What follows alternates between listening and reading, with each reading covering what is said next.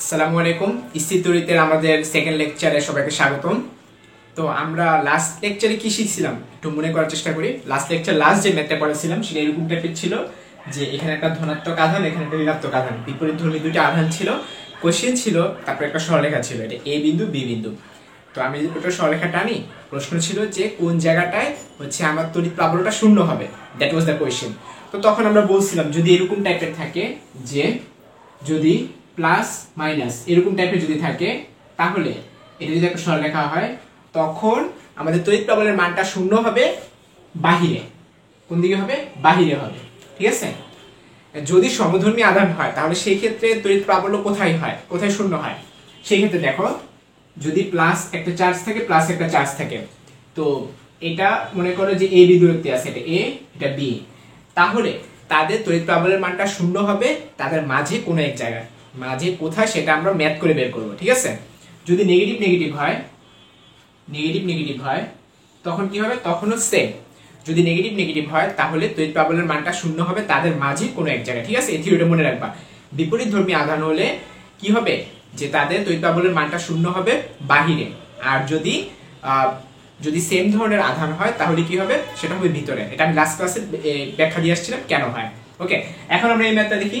এই দুটো কি সমধর্মী আধান, দুটাই পজিটিভ।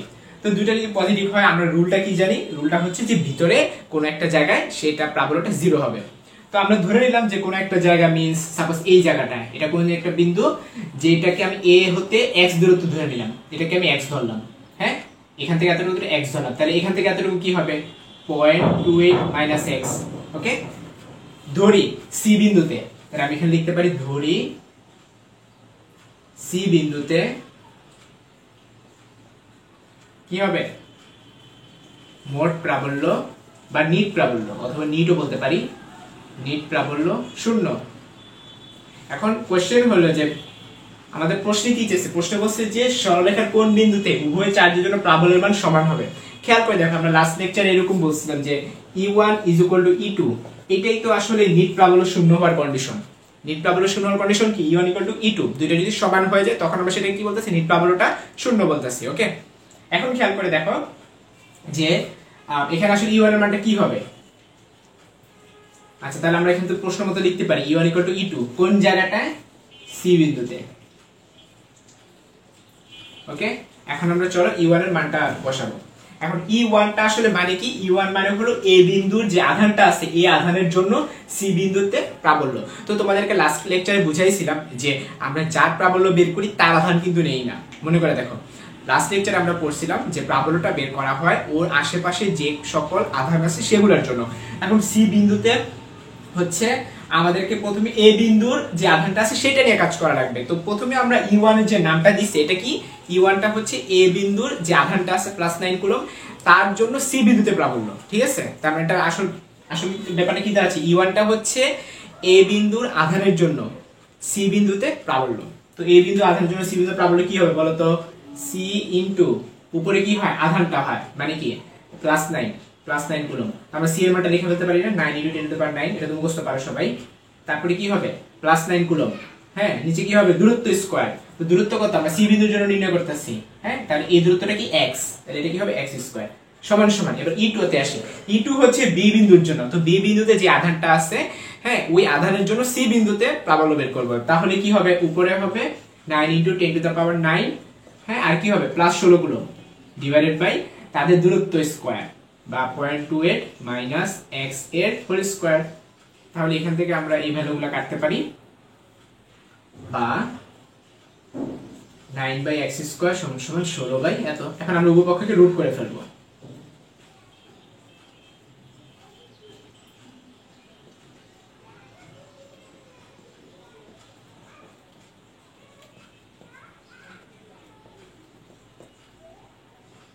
উভয়কে রুট করলে কি হয়? 4x = ±3 × 0.28 - x। তো একটু মনে করে দেখো, তোমাদেরকে লাস্ট লেকচারে বলছিলাম যে তোমরা যারা চলকে আমার পোস্টটা দেখো নাই, যে আসলে √4 এটার মানটা আসলে কত? এটার মান কি +-2 নাকি +2? যে ব্যাখ্যাটার কথা বলছিলাম তোমরা লাস্ট লেকচারটা দেখে নিও, স্থিতিতত্ত্বের লাস্ট লেকচারটা। তো তো এখানে প্লাস মাইনাসটা দেওয়ার ব্যাখ্যাটা তোমাদেরকে লাস্ট লেকচারে বুঝাইছিলাম যে আসলে আমরা কখন প্লাস নিয়ে করব কখন মাইনাস নিয়ে করব। ইনিশিয়ালি প্লাস মাইনাস দুটাই দিব, হ্যাঁ, তারপর প্লাস নিয়ে চেক করে দেখবো, মাইনাস নিয়ে চেক করে দেখবো। এই তো আমরা প্রথমে যে কাজটা করবো সেটা হলো প্রথমে আমরা প্লাস নিয়ে যদি চেক করি, ঠিক আছে, প্রথমে আমরা ধনাত্মক মান নিই, প্লাস নিয়ে আমরা কি লিখতে পারি বলো তো? এটা কি হবে 4x, এটা কি হবে 3 এর সাথে এটা গুণ হবে, 3 8 24 4 হাতে থেকে 2, 3 2 6 2 8, এটা হবে 0.84। আমি ধনাত্মকটা নিচ্ছি -3x, তাহলে এই পাশে চলে গেলে 7x হয়ে যায়, তার মানে x এর মান কি হবে 0.84 ডিভাইডেড বাই 7, ঠিক আছে। তার মানে x এর মান কত আসছে 770 আর 2 বা 0.12 আসবে। খেয়াল করে দেখো আমাদের x এর একটা মান বের হলো 0.12 বের হলো, ঠিক আছে। এটা কখন? যখন আমরা x এর মানটা ধনাত্মক নিলাম। তো চলো আমরা ঋণাত্মক টেবিল নেই। ঋণাত্মক নিলে কি হবে? এটা হবে 4x, এটাতে হবে মাইনাস, এটাতে হবে প্লাস। খেয়াল করো এটা হবে পজিটিভ, এটা হবে নেগেটিভ, এটা হবে পজিটিভ। তাহলে এটাকে ওই পাশে নিয়ে গেলে কি হয়ে যাবে 4x 3x, মানে শুধু x হবে, বাম পাশে শুধু x থাকবে। আচ্ছা ভালো কথা, বাম পাশে শুধু x, কিন্তু ডান পাশে তো 0.84 সামনে একটা মাইনাস, তার মানে x এর মানটা নেগেটিভ আসা করতেছে। খেয়াল করে দেখো আমরা যদি নেগেটিভ ভ্যালুটা নেই আমাদের x এর ভ্যালুটা নেগেটিভ আসতেছে। তো এবার চেক করি x এর মান নেগেটিভ কি মিন করে। x এর মান নেগেটিভ মানে কি? আমি এখান থেকে ধরছিলাম, এখান থেকে আমি কাউন্টিং শুরু করছিলাম, এই পাশে হলো x পজিটিভ, এই পাশে হলো x নেগেটিভ। তাহলে x এর মান যদি নেগেটিভ নেই তার মানে কি আমার বিন্দুটা কোথায় অবস্থিত হচ্ছে? এটা হবে x -0.84 আসতেছে। আমি একটু সাইডে লেখা দেখাই যে মাইনাস নিয়ে কি হবে x -0.84 আসতেছে। এখন এটা আসলে কি মিন করে? এটা হলো ab এর বাহিরে। এটা কি মিন করে? এই যে এখান থেকে ab, a থেকে আমি কাউন্টিং শুরু করছিলাম, হ্যাঁ, এই যে ধরি c বিন্দুতে মোট প্রাবল্য শূন্যটা আমি ধরছিলাম। এটা কি a বিন্দু থেকে c বিন্দু যে দূরত্বটা সেটাকে আমরা কি ধরছিলাম x ধরছিলাম। তার মানে এই পাশে হলো পজিটিভ, এই পাশে হলো x এর নেগেটিভ। এখন x এর নেগেটিভ কি মিন করে? যে আমাদের নিট প্রাবল্যটা বামের দিকে অবস্থিত। এখন এটা কি সম্ভব? এটা কি সম্ভব নাকি? a b যদি দুইয়ের সমাধান হয় তাহলে তাদের প্রাবল্যটা কোথায় অবস্থিত? মাঝে হবে। তার মানে ব্যাপারটা দাঁড়াচ্ছে যদি আমরা পজিটিভ ভ্যালু নেই, যদি আমরা পজিটিভ ভ্যালু নেই, x এর পজিটিভ ভ্যালু নেই, তার মানে আমাদের কন্ডিশনটা ফুলফিল করতেছে, হ্যাঁ, এটা ভিতরে আছে, এটা 0.12। আর যদি নেগেটিভ ভ্যালু নেই তাহলে কিন্তু ফুলফিল করতেছে না। সো তাহলে আমাদের आंसर কি হবে? এটা आंसर হবে, এটা কিন্তু आंसर হবে না। ক্লিয়ার? তার মানে আমাদের आंसरটা হবে যে a বিন্দু থেকে 0.12 মিটার দূরত্বে কি হবে? যে উভয় চার্জের জন্য প্রাবল্যের মানটা সমান হবে।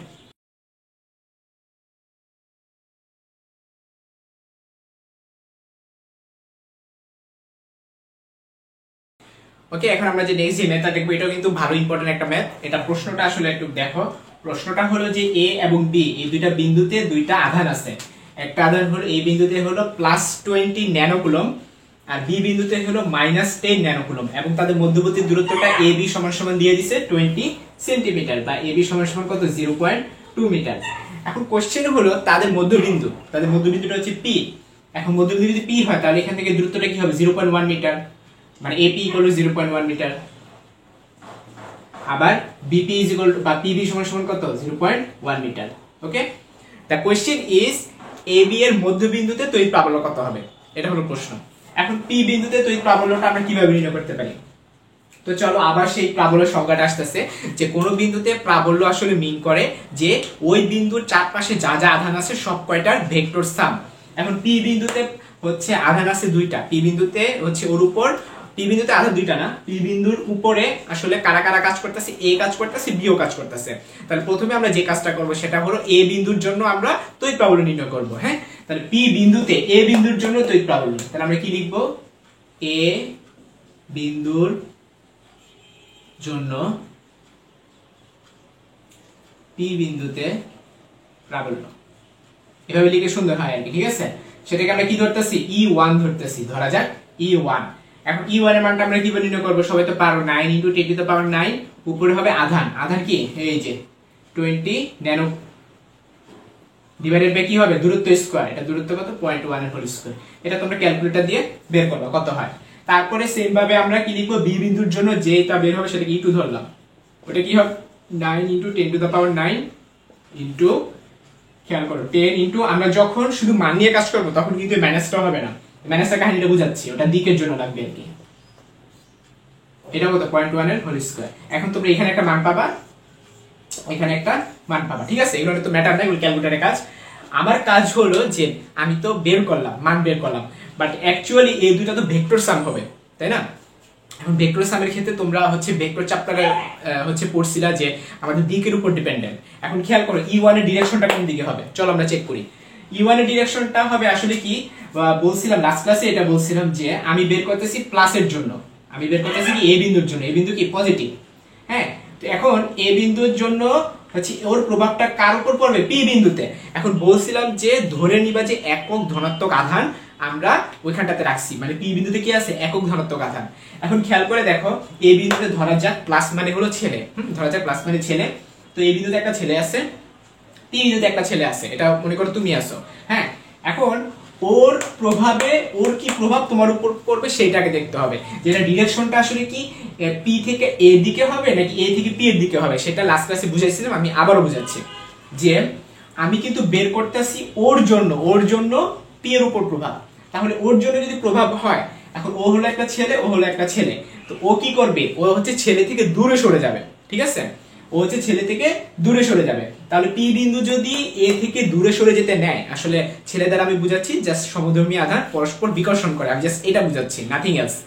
দেখো পি থেকে যদি এ থেকে দূরে সরে যেতে চায়, তাহলে সেটা কি হবে, তার ডিরেকশনটা হবে পি থেকে বি এর দিকে, ক্লিয়ার। E1 এর ডিরেকশনটা হবে কোথায়, এটা ডিরেকশন হবে পিবি বরাবর। আশা করি ক্লিয়ার হয়েছে। এখন পি এ বরাবর মানে কি, সেটা তো আকর্ষণ করা, ঠিক আছে। আচ্ছা, এখন আমরা বি বিন্দুর জন্য যদি নির্ণয় করি, এখন এখানে হলো একক ধনাত্মক আমি আধান ধরছিলাম, আর ওখানে কি -10, মানে ওইখানটাতে হলো একটা মেয়ে আছে। তো ব্যাপারটা আসলে কি দাঁড়াবে, এখানে একটা ছেলে, এখানে একটা মেয়ে, এটা হচ্ছে তুমি। এখন প্রভাবটা আসলে কি হবে, ওর জন্য তোমার উপর প্রভাবটা কি হবে, ওখানে একটা ছেলে, বি বিন্দুতে একটা মেয়ে আছে, আর পি বিন্দুতে একটা ছেলে আছে, তো সে কি করবে, সে মেয়ের দিকে যাবে। তো সে মেয়ের দিকে যাবে মানে কি, তার ডিরেকশনটা হবে পি থেকে বি এর দিকে, বিতে একটা মেয়ে, পিতে একটা ছেলে। তুমি নিজেকে নিয়ে চিন্তা করবা, হ্যাঁ তুমি যে বিন্দুর জন্য প্রশ্নে যে বিন্দুর জন্য প্রাবল্য বের করতে বলবে, ওই বিন্দুতে নিজেকে বসাবা, তারপর বাকিটা ওই জেন্ডার অনুযায়ী বসাবে, প্লাস হলে ছেলে, মেয়ে হলে মাইনাস, এভাবে বসাতে পারো। তার বি বিন্দুতে একটা মেয়ে আছে, তুমি কি করবে, সেই মেয়ের দিকে যাবা, তার মানে ডিরেকশনটা হবে পি থেকে বি এর দিকে, তার মানে এটা ডিরেকশন সেম পি বি বরাবর, ক্লিয়ার। এখন তোমরা কিন্তু ভেক্টর চ্যাপ্টারে তোমাদের সাকিব ভাই ভালো মতোই বুঝাইছিল যে এই বরাবর যদি দুইটা ভেক্টর থাকে, এখানেও একটা এখানেও একটা, তাহলে কি হবে, তাদের ডিরেকশনটা সেম। তো আমরা যদি সেম ডিরেকশনে দুইটা ভেক্টর কি হয়, জাস্ট নরমালি যোগ করা হয়, আর কিছুই না। সেম ডিরেকশনে দুইটা ভেক্টর জাস্ট নরমালি যোগ করা হয়, তাহলে আমাদের ই এর মানটা কি হবে, কি হবে E1 E2, ক্লিয়ার। এখন তোমাদের প্রশ্নে যদি বলা হয় যে প্রাবল্য নির্ণয় করো, তো প্রাবল্য নির্ণয় করতে বলা মানে হলো তার মান এবং দিক দুইটাই নির্ণয় করা। আর যদি বলা হয় যে শুধু প্রাবল্যের মান নির্ণয় করো, তাহলে এখানেই আনসার। হ্যাঁ, আমাদের প্রশ্ন বলছে প্রাবল্য নির্ণয় করা, তাহলে মান তো বের হইল, তাহলে দিকও বের করা লাগবে। এখন দিক কিভাবে বের করে, খুব সিম্পল, তুমি তো বের করে রাখছো যে পিবি বরাবর, এটাও বের করে রাখছো পিবি বরাবর, তার মানে আমাদের দিকটাও হবে পিবি বরাবর, কোনো অঙ্ক করার কোনো প্রয়োজন নেই। যদি ত্রিভুজ থাকতো, চতুর্ভুজ থাকতো, আমাদের লাস্ট ক্লাসে কিন্তু আমি ত্রিভুজটা বুঝাইছি। হ্যাঁ, যদি চতুর্ভুজ থাকতো তাহলে সেই ক্ষেত্রে কিন্তু যে tan θ সমান Q sin α / p + q cos α সূত্র অ্যাপ্লাই করা লাগতো। এটাতে কেন লাগতেছে না, কারণ দুইটারই তো ডিরেকশন পিবি বরাবর, তার মানে লব দুইটাও হবে পিবি বরাবর, খালি যোগ করে দিবা। তো হচ্ছে অলরেডি তোমাদেরকে প্রাবল্যের উপর 4টা ম্যাথ দেখাই ফেলছি, লাস্ট লেকচারে 2টা ম্যাথ দেখাইছি, আর এই লেকচারে অলরেডি 2টা দেখাই ফেলছি, 4টা ম্যাথ আছে। এটা হচ্ছে প্রাবল্য ম্যাথ 5। তো আমি চেষ্টা করব যতগুলো টাইপ ধরে প্রাবল্যের ম্যাথ করানো যায় সবকটা করাতে। তো আমাদের প্রাবল্যের 5 নম্বর ম্যাথটার দিকে দেখো। প্রশ্নটা হলো যে আমাদের একটা বর্গক্ষেত্রের 4টা বিন্দুতে হচ্ছে +7 +7 +7 +7 টোটাল 4টা আধান রাখা হলো।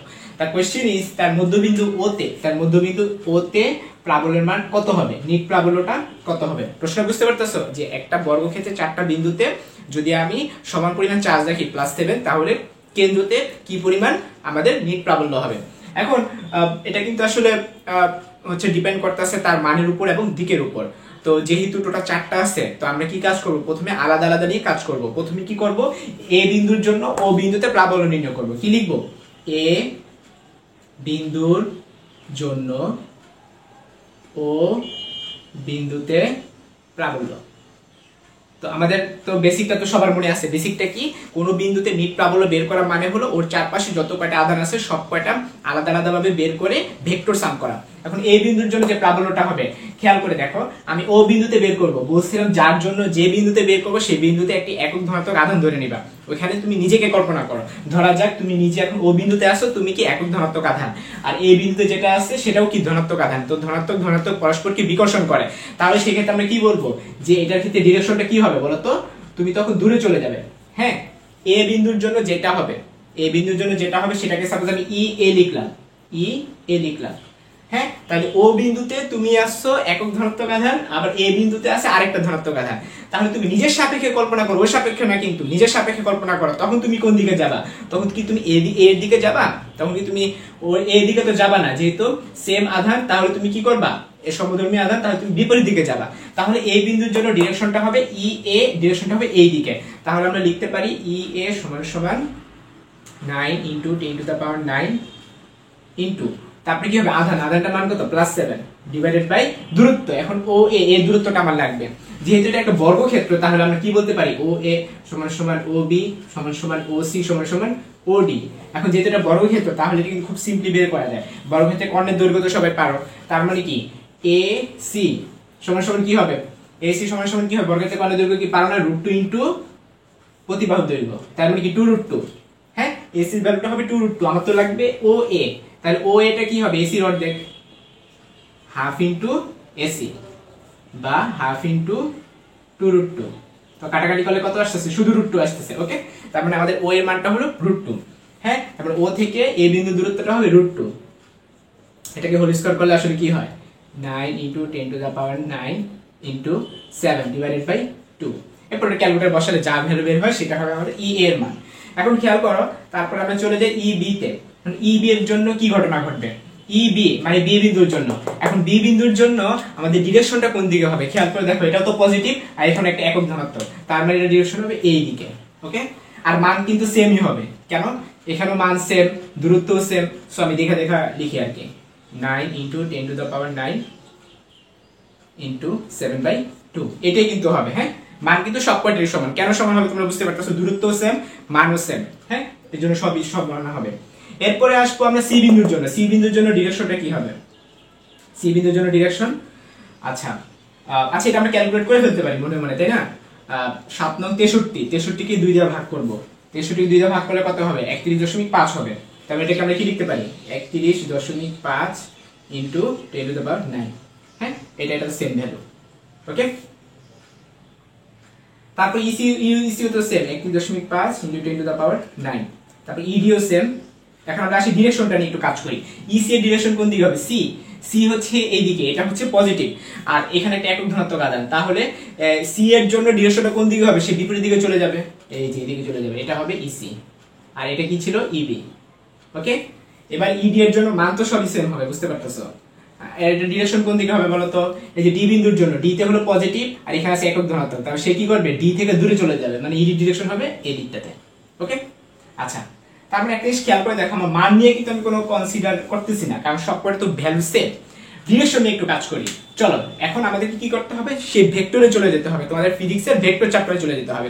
যদি 4টা ভেক্টর থাকে তাহলে আমরা কিন্তু কি করতে পারি? যদি মান সেম থাকে, যদি তার বিপরীত দিকে হয়, খেয়াল করো ই এ আর ই সি নিয়ে যদি কাজ করো, ই এ হচ্ছে এই দিকে, একটা দড়ি মনে করো 10 জন লোক টানতেছে, তারা সবার সমান শক্তি এইদিকে টানতেছে, আবার আরো 10 জন লোক এদিকে টানতেছে। তুমি বলো এটা কি আসলে কোনো চেঞ্জ হবে? হ্যাঁ, এটা কিন্তু কোন দড়ি কিন্তু কেউ জিতবে না, প্রথমটাও জিতবে না, দ্বিতীয়টাও জিতবে না, কোনো দলই জিতবে না। কেননা তারা দুইটা দলই কিন্তু ভিন্ন দিকে তারা টানতেছে। দ্যাটস ওয়াই ই এ এবং ই সি এই দুইটার জন্য নেট প্রাবল্য কত হবে? 0 হবে। ক্লিয়ার? আবার সেম ভাবে দেখো ইবি এবং ইডি, ইডির মান আর ইডির মান তো সেম। হ্যাঁ, ইডি যে বলে টানতেছে আর ইবি তো সেম বলেই, রাইট? তো দুইটার যদি প্রাবল্য সেম হয়, যদি দুইটার মান সেম হয় আর যদি বিপরীত দিকে হয়, তাহলে পরস্পরকে নাকচ করে দিবে। সো আসলে আলটিমেটলি ব্যাপারটা দাঁড়াচ্ছে যে ই এ ইসি কে নাকচ করবে এবং ইবি ইডি কে নাকচ করবে। সো আলটিমেটলি কিন্তু কোনো নিট প্রাবল্য তুমি পাবা না। ওকে, তার মানে এটা আমরা ম্যাথমেটিক্যালি কিভাবে করতে পারি? ম্যাথমেটিক্যালি এভাবে করতে পারি যে ই সমান সমান ই এ প্লাস ইবি। এখন খেয়াল করো প্লাস ইসি প্লাস ইডি আপাতত লিখলাম। এখন কথা হলো এখানে ডিরেকশন নিয়ে কাহিনী। ই এ কে যদি আমি ধনাত্মক ধরি, খেয়াল করো ই এ কে যদি এই বরাবরটা যদি আমি পজিটিভ ধরি, তাহলে ইসি টা কি নেগেটিভ হবে না? বুঝতে পারতেছো যে ই এ কে যদি আমি পজিটিভ ধরি, ইসি টা কি হবে? নেগেটিভ, কারণ বিপরীত দিকে। তাহলে আমরা বলতে পারি যে ই এ এবং ইসি পরস্পরকে নাকচ করে দিবে, এর জন্য এখানে মাইনাস হবে। তারপরটা দেখো ইবি কে যদি পজিটিভ ধরি, ইডি কি সেটা আবার কি নেগেটিভ হয়ে যাচ্ছে না? তাহলে ইবি পজিটিভ হলে ইডি টা কি হবে? নেগেটিভ হয়ে যাবে। ক্লিয়ার? এখন ই এ ইবি ইসি ইডি সবাই তো পরস্পর সমান, আমি এখানে এইভাবে লিখতে পারি ই এ সমান সমান ইবি সমান সমান ইসি সমান সমান ইডি। তাহলে যদি আমি সবকটাকে ই এ বসাই দিই, তাহলে তো হয় ই এ প্লাস ই এ মাইনাস ইএ মাইনাস ইএ, ঠিক আছে, যে কাটাকাটি সব কটা, তার মানে আমাদের নিট প্রাবল্যটা আসছে 0। সো আমাদের ও বিন্দুতে আমাদের প্রাবল্যের মানটা হবে 0। আমরা নেক্সট যে ম্যাথটা করব সেটা হলো প্রাবল্যের 6 নাম্বার ম্যাথ। তো এটা কিন্তু one of the most important একটা ম্যাথ, তোমাদের বোর্ডের জন্য খুবই ইম্পর্টেন্ট, অ্যাডমিশনের জন্য। তো খেয়াল করে দেখো এই ম্যাথটা আসলে কি, এটা একটা বর্গক্ষেত্র, প্রতিটা বাহু হচ্ছে 1 মিটার করে, যেখানে এ বিন্দুতে হলো +2 কুলম, বি বিন্দুতে হলো -2 কুলম এবং সি বিন্দুতে হলো +2 কুলম। আমাদের আগের ম্যাথটা কিন্তু আসলে অনেক ইজি ছিল, হ্যাঁ, ওইখানে 4টা আধান থাকলেও তারা পরস্পর বিপরীত দিকে থাকার কারণে কোনো ক্যালকুলেশন করা লাগে না, আমরা একজন একজনকে নাকচ করে দিচ্ছি। বাট এরকম টাইপের ম্যাথে তো আর নাকচ হবে না। এরকম টাইপের ম্যাথে কি ঘটনা ঘটতে পারে, চলো আমরা শুরু করি। এখন ফার্স্টে আমাদের বলছি ডি বিন্দুতে প্রাবল্য, বলছিলাম যে বিন্দুতে প্রাবল্য বের করতে পারবে সেই বিন্দুতে নিজেকে কল্পনা করে নাও যে একটি একক ধনাত্মক আধান আছে। তাহলে ডি বিন্দুতে একটা একক ধনাত্মক আধান আছে। এখন ডি বিন্দুতে যদি একটি একক ধনাত্মক আধান থাকে, তার মানে আমরা তিনটার জন্য আলাদা আলাদা করা লাগবে। একবার এ বিন্দুর জন্য ডিরেকশন দেখবো, বি বিন্দুর জন্য দেখবো, দেন সি বিন্দুর জন্য দেখবো। এখন এ বিন্দুর জন্য কি হতে পারে খেয়াল করো তো, ডি বিন্দুতে যদি একটি একক ধনাত্মক থাকে, ডি বিন্দু কি এর দিকে আসবে নাকি এ থেকে দূরে চলে যাবে? সে কি করবে, এ থেকে দূরে চলে যাবে। তার মানে ডি বিন্দুর জন্য যদি আমি এখানটা আঁকি, এটা ডিরেকশনটা কি হবে, এই দিকে হবে, ঠিক আছে। এটা হলো ডি বিন্দু, এটাকে আমি কি নাম দিলাম, ই এ নাম দিলাম, ক্লিয়ার। এ বিন্দুর জন্য ডিরেকশনটা কোন দিকে হবে, উপরের দিকে, এই যে ডি বিন্দুটা। এরপরে আমরা আসি সি বিন্দুর জন্য ডিরেকশনটা। সি বিন্দুর জন্য ডিরেকশনটা খেয়াল করে, এটা হলো পজিটিভ, আমি এখানে একক ধনাত্মক আধান ধরে রাখছি। তাহলে সি বিন্দুর জন্য ডিরেকশনটা কি হবে, সে কি হবে, সি থেকে দূরে চলে যাবে। তার মানে এটা ডিরেকশনটা হবে এই দিকে, ঠিক আছে, এটা হবে ই সি, এটা ছিল ডি বিন্দু। এবার আসি ডি বিন্দুর জন্য। এখন খেয়াল করো ডি বিন্দু তো নেগেটিভ, আর এখানে কি ছিল, একক ধনাত্মক। তার মানে কি করবে, সে উল্টা আরো বি এর দিকে যাওয়ার চেষ্টা করবে। সে কি করবে, বি এর দিকে যাওয়ার চেষ্টা করবে, হ্যাঁ। তার মানে এটা ডিরেকশন হবে এই দিকটাতে, এটা ডিরেকশন হবে এই দিকে, হ্যাঁ। এটা তাহলে আমরা কি বলতেছি, ই বি বলতেছি আমরা এটাকে, ই বি। একটু সুন্দর করে লিখি, এটা হচ্ছে ই এ, এটা হচ্ছে ই সি, এটা হচ্ছে ই বি। ওকে, এখন আমরা আর কোনো কাজ নাই, এখন স্থিতিতে আর কোনো কাজ নেই। এখন পুরোপুরি আমরা ভেক্টর চ্যাপ্টারে চলে যাব, ঠিক আছে। এখন ভেক্টর চ্যাপ্টার অনুযায়ী কি আমাদের এই তিনটার এখন লব্ধি বের করা লাগবে। এই তিনটা লব্ধি বের করলে ম্যাথ শেষ। এখন লব্ধি বের করা কিন্তু খুব সিম্পল রুল আছে, আমরা ভেক্টর চ্যাপ্টারে শিখে আসছি। তুমি ইচ্ছা করলে ওইগুলো ফলো করতে পারো, হ্যাঁ, অথবা তুমি ইচ্ছা করলে এটা আরেকভাবে চিন্তা করতে পারো যে দুইটা করে নিয়ে কাজ করবে। যেহেতু তিনটা আছে, তিনটার ভেক্টরের সাম কিভাবে নির্ণয় করে, একবার দুইটা নিয়ে কাজ করবা, দেখবা ওই দুইটার লব্ধিটা কোন দিকে হয়, তারপর বাকিটা নিয়ে কাজ করবা। ওকে, এখন তোমাদেরকে আমি এটা সলভ করে দুইটা রুল শিখাই দিব। একটা হলো দুইটা নিয়ে কাজ করা, আর একটা হলো তিনটা একসাথে নিয়ে কাজ করা। ওকে, তো শুরু করা যাক। আমরা প্রথম সলভটা হচ্ছে যে দুইটা নিয়ে কাজ করা। সাপোজ ই এ এবং ই সি নিয়ে যদি আমি কাজ করি, খেয়াল করে দেখো ই এ ডিরেকশন, এখন এই সিটের দিকে তাকানোর তো কোনো প্রয়োজন নাই। তোমরা ই এ ই সি ই বি মান আলাদা বের করতে পারবে না, এটা তো আর আমার বের করে দেওয়ার দরকার নেই। যে ই এ, এটা মান কিভাবে হবে বলো তো, ই এর মানটা কি হবে, উপরে হবে 9 × 10⁹, তারপরে কি হবে আধান, এই যে এর জন্য আধান হলো 2, আর নিচে হবে দূরত্ব স্কয়ার, মানে কি 1 স্কয়ার। শেষ, এটা ক্যালকুলেটর বসাই দিবা, এটা কত আসবে 18 × 10⁹। তারপরে ই বি এর ক্ষেত্রে কি হবে 9 × 10⁹। ই বি, এখন আমরা ডি বির জন্য নির্ণয় করতেছি, তার মানে এই আমাদের বি এর দূরত্ব রাখবে। এটা যদি 1 হয়, এটা যদি 1 হয়, তাহলে কর্ণ কত হবে, আমরা জানি কর্ণ সূত্র √2 × তার বাহুটা, হ্যাঁ, বাহুর মান কত 1, তার মানে কর্ণ দৈর্ঘ্য হবে √2। তাহলে এটা কি হবে, নিচে হবে √2 হোল স্কয়ার, আর উপরে আধানটার মান কত 2, ঠিক আছে। তাহলে এটা কত হইতাছে, এই 2 আর √2 হোল স্কয়ার কাটাকাটি যাবে, তার 9 × 10⁹ থাকবে। তারপরে ইসি তে আসি, ইসি কি, ইসি তো সেম টু সেম এটার মতো, তাহলে 18 × 10⁹। ওকে, তোমাদের আমি মানগুলা বের করে দিচ্ছি। দ্য মেইন থিং ইজ ডিরেকশনগুলা। খেয়াল করে দেখো, যদি ই এ এবং ইসি নিয়ে আমি কাজ করি, আমি বলতেছি দুইটা ভেক্টর নিবা, ওই দুইটার আগে ভেক্টর সাম নির্ণয় করবা অথবা লব্ধিটা নির্ণয় করবা। তাহলে ই এ এবং ইসি এর লব্ধি, এটা লব্ধি বলো তো ডিরেকশন কোন দিকে হবে, আমরা জানি এটা আপাতত বাদ, আমি দুইটা নিয়ে কাজ করতে, ই এ ইসি লব্ধি কি হবে, মাঝে কোথাও হবে, তাই না। আমরা জানি কোনো কিছু লব্ধি নির্ণয়টা কোথায় হয়, যে ওই দুইটা ভেক্টরের মাঝে দিয়ে কোথাও এক জায়গা হয়। তো আমরা ধরে নিলাম যে এটা এই দিকটাতে কোথাও হবে, হ্যাঁ, আমি আপাতত এর নাম দিলাম ই এস, ঠিক আছে। তাহলে লব্ধিটাকে আমরা বলতেছি ই এস। তো তোমরা ভেক্টর চ্যাপ্টার শিখছিলে, সূত্রটা কি ছিল, √p² + q² + 2pq cos alpha, এটাই তো ছিল সূত্রটা। তো √p², p মানে কি প্রথম ভেক্টরটা ই এ প্লাস দ্বিতীয় ভেক্টরটা ই সি প্লাস 2 × ভেক্টরদের গুণফল, তারপরে কি ছিল ইনটু cos আলফা। আলফাটা আসলে কি ছিল, যে দুইটা ভেক্টর আছে তাদের মধ্যবর্তী অ্যাঙ্গেল। এখন ই এবং ই সি এর অ্যাঙ্গেল কত, 90 ডিগ্রি, cos 90 ডিগ্রি। খেয়াল করো আমরা ইএ জানি, ইসি জানি, ক্যালকুলেটর বসাই দাও, ওটা তোমরা নিজেরা মানটা বের করে নিবা। তাহলে আমাদের ইএস এর মানটা বের হয়ে গেল। ঠিক আছে, গেল। এরপরে নেক্সট আমার কাজ হলো ইএস এবং ইবি নিয়ে কাজ করা। খেয়াল করে দেখো ইএস এর ইবি কিন্তু পরস্পর বিপরীত দিকে, পরস্পর বিপরীত দিকে। এখন ইবি মানও তো আমার বের করা আছে, ক্লিয়ার? ইবি মানও আমার বের করা আছে। এখন আমার কাজ কিছুই না, যদি পরস্পর বিপরীত দিকে হয় খালি বড়টা থেকে ছোটটা বিয়োগ করে দিবা, ম্যাথ শেষ, ক্লিয়ার? তো এখন ধরা যাক ইএস এর মানটা আসলে কত সেটা তো আমি জানি না, এটা একটু ক্যালকুলেটরে দেখে নি কত হয়। তোমরা যদি ক্যালকুলেটরে বসাও তাহলে এই ভ্যালুটা পাবা, ইএস এর ভ্যালুটা এত আসলো। এখন ব্যাপারটা দেখো খুবই সিম্পল, ইএস এর ডিরেকশনটা এই দিকে, হ্যাঁ, আর ইবি ডিরেকশনটা এই দিকে। তো তোমাদেরকে বলছিলাম যদি বিপরীত দিকে হয় ইট ইজ নাথিং বাট খালি বিয়োগ করে দিবা, ঠিক আছে? কোনটা থেকে কোনটা বিয়োগ করবা, বড়টা থেকে ছোটটা বিয়োগ করবা। ধরা যাক কেন বড়টা থেকে ছোটটা, এইদিকে 20 জন লোক টানতেছে, এদিকে 10 জন লোক টানতেছে, তো জিতবে কারা? 20 জন যারা আছে সেটা। এবং তারা জিতবে কিভাবে, যে তাদের দিকে হচ্ছে 20 - 10, তাদের দিকে 10 জন বেশি টানতেছে, তার মানে তাদের লব্ধিটা আসলে কি দাঁড়াচ্ছে, এখানে যদি +20 নিউটন হয়, এখানে যদি +10 নিউটন হয়, হ্যাঁ, তাহলে আমাদের লব্ধিটা কোন দিকে হবে, বড়টার দিকে। খুব সিম্পল ব্যাপার, হ্যাঁ। তো এটা কিভাবে বের করছো, হচ্ছে ওই যে আলফার মান 180 ডিগ্রি বসায়, ওই যে √p² + q² + 2pq cos alpha, এখানে পরস্পরগত 180 ডিগ্রি অ্যাঙ্গেলে আছে, হ্যাঁ। আলফার মান 180 ডিগ্রি বসায় দেখো ইট ইজ নাথিং বাট খালি বিয়োগ হবে। তোমরা পড়ছিলা ওই যে ভেক্টর চ্যাপ্টারেই তো পড়ার কথা, যে r মিনিমাম সমান p - q, এই যে এরকম ছিল, ঢেউ খেলানো আর কি, মানে যেটা বড় হবে সেটা থেকে ছোটটা বিয়োগ করলেই হয়ে যায়। এখন খেয়াল করে দেখো আমাদের ইবি হচ্ছে এই দিকে আর ইএসটা হচ্ছে এই দিকে। আমরা জাস্ট দেখবো কার মান বড়। ইএস এর মানটা দেখো বড়, ইএস এর মান 25.46 × 10⁹, আর ইবি এর মানটা দেখো 9 × 10⁹। তারপরে কি করব, বড়টা থেকে ছোটটা বিয়োগ করব, হ্যাঁ। তো বড়টার মান কি ইএস, তাহলে আমরা লিখব সুতরাং বি বিন্দুতে লব্ধি সমান কি হবে, ইএস থেকে আমরা কি করব, ইবিটা খালি জাস্ট মাইনাস করে দেব, হ্যাঁ। এভাবে লিখলে আরো সুন্দর হয়, প্লাস মাইনাস অফ ইবি, এভাবে লিখলে আরো সুন্দর হয়। এখন কোশ্চেন হলো ভাই এই মাইনাসটা কেন দিলেন? এই মাইনাসটা দেওয়ার ব্যাখ্যাটা খুব সিম্পল, আমি ইএস টাকে এইদিকে পজিটিভ ধরলাম, তাহলে ইবিটা কি নেগেটিভ হবে না, টোটালি বিপরীত দিকে, এর জন্য এটা থেকে এটা মাইনাস করে দিবা, হ্যাঁ। এই যে এটা মাইনাস করে দিবা, এখানে কত 25.46, এখানে 9, 25.46 থেকে 9 বিয়োগ করো 16.46 হবে। তো আশা করি তোমাদের বুঝাইতে পারছি, খুব সুন্দর একটা প্রবলেম ছিল। এরকম হচ্ছে স্থির তড়িৎকে আরো হচ্ছে কিছু পেঁচায় ম্যাথ করা যায়। তোমাদেরকে হচ্ছে ভেক্টরের নলেজটা খুব ভালো থাকা লাগবে, ঠিক আছে? এখানে আমি 3টা দিছি, কেন আমি পঞ্চভুজ দিয়ে একটা বানাই ফেলতে পারি, যদিও তোমাদের বই পঞ্চভুজ দিয়ে কোনোটা নাই, বাট বানাইতে তো ফেলতে পারি, তাই না? ভেক্টর তো আসলে যে কোনো কিছু দিয়ে আমরা বানাই ফেলতে পারি। সো তোমাদের কাজ হচ্ছে ভেক্টর চ্যাপ্টারটা ভালো মতো প্র্যাকটিস করা, হ্যাঁ, তাহলে তোমরা স্থির তড়িতের এই সকল ম্যাথগুলো খুব ইজিলি করতে পারবা। আচ্ছা, এখন আমরা দেখবো প্রাবল্যের ম্যাথ, 7 নম্বর ম্যাথ।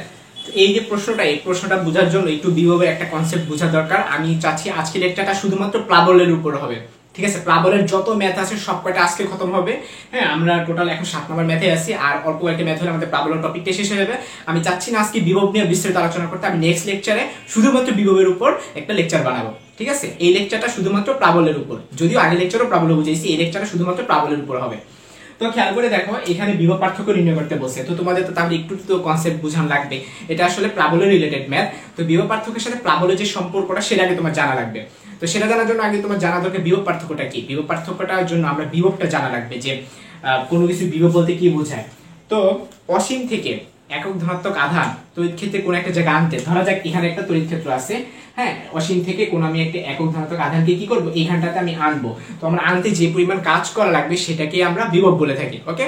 এখন তড়িৎ প্রাবল্যের সাথে বিভবের একটা সম্পর্ক আছে, সেই সম্পর্কটা কি, যে আমরা প্রাবল্যকে যদি আমরা ডিফারেন্সিয়েট করি তাহলে আমরা কি পাবো, আমরা যদি বিভবকে ডিফারেন্সিয়েট করি তাহলে আমরা প্রাবল্য পাবো, হ্যাঁ। এটাকে আরেকভাবে ব্যাখ্যা দেওয়া যায়, সেটা কি, ভি এর একটা সূত্র আছে, বিভবের একটা আলাদা সূত্র আছে 1/4πε0 × Q/R। একটা জিনিস খেয়াল করো, আর ই এর সূত্রটা কি ছিল, 1/4πε0, হ্যাঁ, Q/R²। এখন তুমি একটা কাজ করো, এটাকে 2 নং ধরো, এটাকে 1 নং ধরো, 2 ভাগ 1 প্রয়োগ করো, দেখবে কি এরকম টাইপ আসবে, = V/R। নেগেটিভ কেন হয়েছে সেটার ব্যাখ্যাটা দেই। নেগেটিভ হলো এটা কোন একটা সিস্টেমের উপর কাজ করা হচ্ছে, তো এটার জন্য তাপ গতিবিদ্যার একটা ব্যাখ্যা আছে, সেই ব্যাখ্যাটা আমি নেক্সট ক্লাসে দিব, কারণ এটা বিভব নিয়ে আমি টোটালি আলাদা পড়াচ্ছি না, বিভবের জন্য আলাদা একটা টপিকই রাখছি, তখন আমি পুরোপুরি ব্যাখ্যা দিব কেন নেগেটিভটা হয়েছে। আমি ব্যাখ্যা দিয়ে দিব আরেকটা চ্যাপ্টারের আলোকে, স্থির তড়িতের আলোকে না, আমি টোটালি ইন ডিটেইলস আমি ব্যাখ্যাটা তখন দিয়ে দিব, ঠিক আছে? ওটা একটু টাইম লাগবে। তো খেয়াল করো, জাস্ট 2 দিয়ে 1 ভাগ করো, তাহলে কি হবে, ই সমান বিভব ডিভাইডেড বাই দূরত্ব, এটাই আসবে, হ্যাঁ। তার আলটিমেটলি দাঁড়াচ্ছে যে তড়িৎ প্রাবল্য আমরা নির্ণয় করতে পারি যদি আমরা বিভবকে ডিফারেন্সিয়েট করি, হ্যাঁ, এই যে ডিফারেন্সিয়েট। ওকে, এখন আমরা আসি যে এখানে আমাদের কিসের মান দিয়েছে, দেখো ই এর মানটা দিয়েছে, তারপর আমরা কি জানি ই সমান সমান আমরা কি লিখতে পারি যে মাইনাস ডিভি ডিআর, বা ই এর মানটা হচ্ছে আমরা বসাই দিই 5 ডিভাইডেড বাই এক্স কিউব সমান সমান মাইনাস ডিভি ডিআর। এখন খেয়াল করো, দেখো প্রশ্ন কি বলছিল, একটি স্থির তড়িৎ ক্ষেত্রের উৎস থেকে দুটি বিন্দু পি ও কিউ এরা কি যথাক্রমে 1 মিটার আর 2 মিটার দূরে অবস্থিত। তো চলো আমরা চিত্র আঁকি। ধরা যাক এটা একটা উৎস, এখান থেকে পি বিন্দু দূরত্ব হলো 1 মিটার আর কিউ বিন্দু দূরত্বটা হলো 2 মিটার। আচ্ছা, এখন খেয়াল করে দেখো এখানে কি বলতেছে যে পি ও কিউ যথাক্রমে 1 মিটার 2 মিটার দূরে অবস্থিত, উৎস হতে x দূরত্বে তড়িৎ প্রাবল্য হলো এত। এখন x টা কি আমরা জানি না, হ্যাঁ উৎস থেকে x দূরত্বে, জাস্ট লাইক ধরলাম এই জায়গাটা x দূরত্বে, এখানটা প্রাবল্য ই এর মানটা দিয়ে দিচ্ছে 5 ডিভাইড বাই x কিউব। এখন প্রশ্নটা দেখো, প্রশ্নটা হলো পি আর কিউ বিন্দুতে আমাদের বিভবটা নির্ণয় করতে বলতেছে, পি ও কিউ বিন্দুতে বিভব। কারণ ব্যাপারটা আসলে কি দাঁড়ালো যে ভিপি আমাদের আসলে বের করতে বলতেছে ভিপি মাইনাস ভিকিউ। এখন প্রশ্ন কেন ভাই এটা কেন লিখলেন, পি আর কিউ এর মধ্যে বিভব, পি আর কিউ এর মধ্যে বিভব মানে কি ভিপি মাইনাস ভিকিউ। হ্যাঁ, বিভব পার্থক্যটা আর কি, বিভব পার্থক্য মানে কি একটা থেকে আরেকটা বিয়োগ করা। তাহলে আমরা ভিপি মাইনাস ভিকিউটা আমরা নির্ণয় করব আর কি, এই যে বিভব পার্থক্যটা, এই যে ডিভি, এই ডিভিটা আমরা নির্ণয় করব। তা আমি চাচ্ছি এইটা নির্ণয় করতে, তাহলে আমরা কি করতে হবে, এটা ওই পাশে পাঠিয়ে দিতে হবে, বা আমরা কি লিখতে পারি ডিভি সমান সমান মাইনাস 5 বাই এক্স কিউব। আচ্ছা, এখানে যেহেতু আর লিখছি এখানে এক্স, সো এখানে এক্স আকারে প্রকাশ করতে হবে। হ্যাঁ, একই তো, মানে আমরা জানি আর এবং এক্স দুটোই তো দূরত্ব বোঝায়, আমি এক্স দ্বারা প্রকাশ করতেছি, তাহলে এখানে হবে ডিএক্স। এখন একটা কাহিনী হবে, কাহিনীটা হচ্ছে যে আমি তো এটা লিখলাম, তো এখানে তো ডিভি বের হইতেছে, বাট আমার তো ভি বের করতে বলছে। ডিভি মানে হলো ক্ষুদ্রাতি ক্ষুদ্র, বাট আমাকে ভি বের করতে হবে, টোটাল বিভবটা বের করতে হবে। আর ডিভি মানে কি, ক্ষুদ্রাতি ক্ষুদ্র। এখন ক্ষুদ্রাতি ক্ষুদ্র থেকে কিভাবে টোটালটা নির্ণয় করে, এটার জন্য তোমরা সবাই জানো ইন্টিগ্রেশন করতে হয়। হ্যাঁ, ডিভি থেকে যদি আমরা ভি নির্ণয় করতে যাই, তার মানে কি করতে হবে, উভয় পক্ষকে ইন্টিগ্রেশন করতে হবে। তো ইন্টিগ্রেশন করলে আসলে কি হয় বলতো, যে ডিভি কে ইন্টিগ্রেট করলে কি হয়, ভি হয়। হ্যাঁ, এখন এটাকে ইন্টিগ্রেট করবো, তোমরা জানো ইন্টিগ্রেশনের ক্ষেত্রে লিমিট বসাতে হয়। এখন একটা তোমরা প্রবলেম করতে পারো, ভাই এখন লিমিট কি বসাবো, এই যে লিমিট আছে তো 1 মিটার 2 মিটার, এখন লিমিটে কি আমি 1 থেকে 2 লিখবো নাকি 2 থেকে 1 লিখবো। চলো এটা ব্যাখ্যাটা দিই। মান নিয়ে তো কোনো ঝামেলা নেই কারো, -5 বাই x কিউব dx, দা লিমিটটা নিয়ে প্রবলেম, লিমিটে কি 1 থেকে 2 হবে নাকি 2 থেকে 1 হবে। খেয়াল করে দেখো, আমরা যে এখানটা বলছিলাম যে p এর জন্য বিভব মাইনাস q এর জন্য বিভব, তো সংজ্ঞাটা একটু মনে করে দেখো তো, বিভবের সংজ্ঞা কি ছিল, অসীম থেকে একক ধনাত্মক আধান তড়িৎ ক্ষেত্রের কোনো বিন্দুতে আনতে। তার মানে আমাদের রেফারেন্স কিন্তু তড়িৎ ক্ষেত্রটা, এখন তড়িৎ ক্ষেত্র থেকে অসীমের ওই দূরত্বটা কি, অনেক দূরের দূরত্ব না, তুমি ওইখান থেকে কোথায় আনতেছো, জিরোতে আনতেছো। লাইক এটা তোমার তড়িৎ ক্ষেত্র আর এটা হলো অসীম, তার মানে তুমি প্লাস ইনফিনিটি থেকে তুমি কোথায় আনতেছো, জিরোতে আনতেছো। তার মানে আমরা বিভবগুলো লিখি হচ্ছে লোয়ার লিমিটটা হয় অসীম দূরত্ব, মানে যেটা বেশি দূরত্ব থাকে সেটা হয় লোয়ার লিমিট, আর যেটা কম দূরত্ব থাকে সেটা হয় আপার লিমিট। মনে থাকবে, যেটা দূরত্ব বেশি সেটা হবে লোয়ার লিমিটে, আর যেটা দূরত্ব কম সেটা হবে আপার লিমিটে। মানে আমরা যেখান থেকে যেখানে আনতেছি, ব্যাপারটা আসলে বেশি কম দিয়ে বোঝানো উচিত না, বোঝানো উচিত কিভাবে, যেখান থেকে যেখানে আনতেছি, আমরা কি 2 থেকে 1 এ আনতেছি, ঠিক আছে, বেশি থেকে কমে আনতেছি, মানে ব্যাপারটা দাঁড়ালো যেভাবে 2 থেকে আমরা 1 এ আনতেছি। হ্যাঁ, এরপরে কিছু কাজ না, এরপরে হচ্ছে আমাদের শুধুমাত্র ইন্টিগ্রেশন করা লাগবে। তো আমরা চলো এখন এটাকে ইন্টিগ্রেশন করি, খুব সিম্পল, যারা ইন্টিগ্রেশনের সূত্রগুলো পারো, যে আমি আগে একটা কাজ করি, -5টা আলাদা বাইরে নিয়ে আসি, তাহলে কি হবে, -5 ইন্টিগ্রেশন 2 থেকে 1, এটা কি হবে, x⁻³ লেখা যায়। তো তোমরা তো সবাই পারো x⁻n এর সূত্র পারো, যারা এখন ইন্টিগ্রেশন করো নাই তাদের জন্য আমি লিখে দিই যে ইন্টিগ্রেশন অফ x⁻n dx সমান x⁻n+1 ডিভাইডেড বাই n+1। যারা এখন ইন্টিগ্রেশন করো নাই তাদের জন্য বলতেছি আর কি, সূত্র হলো এইটা। তাহলে x⁻n+1, আমাদের n এর মান কত, -3, তাহলে কি হবে x⁻n+1, আর নিচে কি হবে n+1, এটাই হবে আমাদের ইন্টিগ্রেশন। লিমিট মানে হচ্ছে এই যে এটা নিচে হবে আর এটা হচ্ছে আপার লিমিটের উপরে হবে। আর আমি কি লিখতে পারি, -5 ইনটু এখানে কি হবে x⁻2 আর নিচে কি হবে -2, আর এটা হবে লিমিট।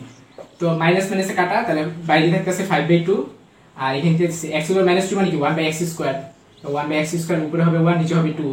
এটা তোমরা বসায় দাও, এই যে আপার লিমিট একবার বসাবা, x এর জায়গায় 1 বসাবা, তাহলে কি হবে 5/2 আলাদা থাকুক, x এর জায়গায় যদি আমরা 1 বসাই কি হবে 1, তারপর মাইনাস হবে, তারপর লোয়ার লিমিট কোথায় বসবে, x এর জায়গায় বসবে, বা 1/2² মানে কি 1/4, ঠিক আছে। তাহলে বাহিরে হলো 5/2, তাহলে आंसर কত আসছে, 5/2 * 1 - 1/4 মানে কি 3/4।